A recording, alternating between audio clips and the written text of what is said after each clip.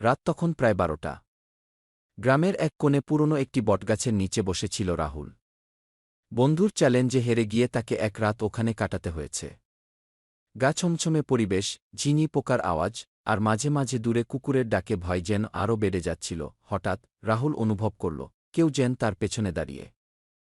সে ধীরে ধীরে ঘুরে তাকাল, কেউ নেই। আবার সামনে ফিরতেই গাছের ডালে একটা সাদা কাপড় পরা মানুষকে দেখতে পেল। চোখ বড় বড়, মুখে এক অদ্ভুত হাসি। কে? কে তুমি? কাপা গলায় বলল রাহুল। জবাব এল না। শুধু একটা ফিসফিসে হাসির আওয়াজ, হি হি হি। রাহুল উঠে দৌড়াতে গেল, কিন্তু পা যেন মাটিতে আটকে গেছে। ভূতটা গাছ থেকে নেমে এল ধীরে ধীরে। একদম রাহুলের সামনে এসে দাঁড়াল।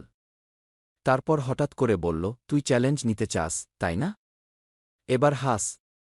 রাহুল ভয়ে জ্ঞান হারিয়ে ফেল। সকালে যখন গ্রামবাসীরা তাকে অজ্ঞান অবস্থায় গাছের নিচে পেল, তখন তার মুখে ছিল এক অদ্ভুত হাসি। সেই হাসি আজও যায়নি।